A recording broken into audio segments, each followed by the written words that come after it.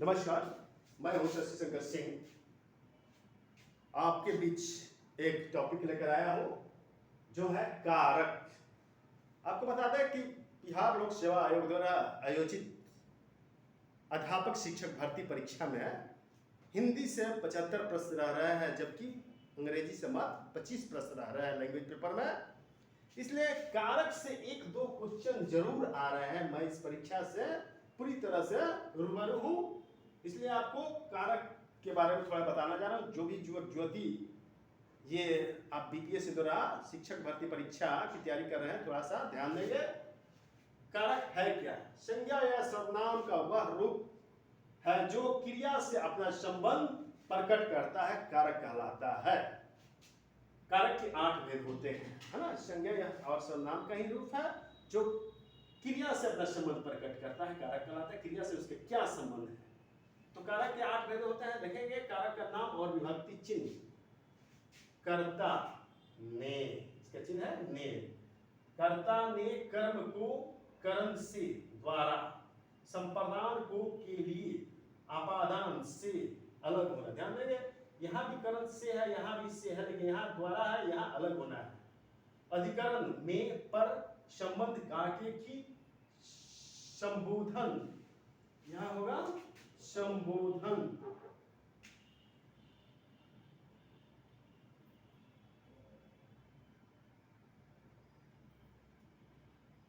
संबोधन ही अरे, यानी कर्ता ने कर्म को कर्म से, संप्रदान वो के लिए, अपादान से, अधिकरण ने पर संबंध काके की, और संबोधन हे अरे जी।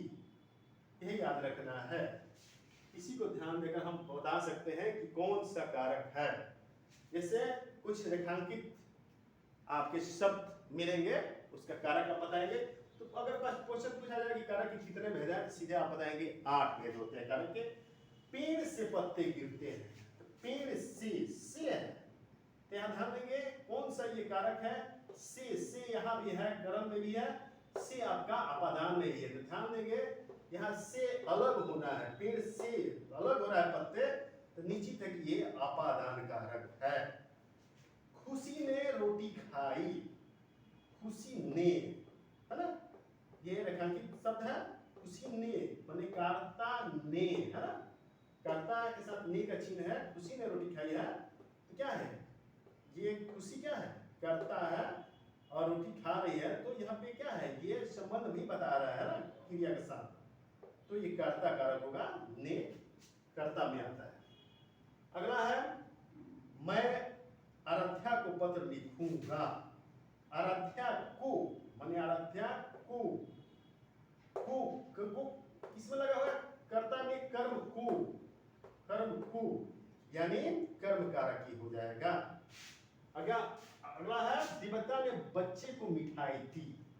यहाँ रेखांकित शब्द क्या है? बच्चे को यानी बच्चे के लिए, बच्चे को यहाँ भी है, कर्म में भी है, को संप्रदान में भी है। ध्यान देंगे, तो को यहाँ क्या है? के लिए है, हमारे बच्चे के लिए। निश्चित ध्यान देंगे, बच्चे को यानी बच्चे के लिए मिठाई दी, यहाँ संप्रदान कारक होगा। आलोक रोटी खाता है, यहाँ ध्यान देंगे कोई यहाँ पे कारक का चिन्ह नहीं है, चिन्ह विलुप्त है, लेकिन चिन्ह हमको खोजना है। आलोक रोटी खाता है, माने किसको खाता है? रोटी को खाता है, को यहाँ विलुप्त है, तो रोटी को खाता है, को किसका है ना, कारक का चिन्ह है। ये को कर्म कारक का चिन्ह है, तो होगा कर्म कारक।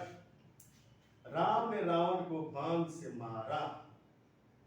बाण से यहाँ रेखांकित से है, बाण से यहाँ भी है, कर्म में भी है, और बाण से यहाँ अपादान में भी है। यहाँ से अलग होना है अपादान में, लेकिन से यहाँ द्वारा है। यहाँ से माने बाण द्वारा मारा, तो बाण से यानी करण कारक होगा, नीचे की ये करण कारक होगा।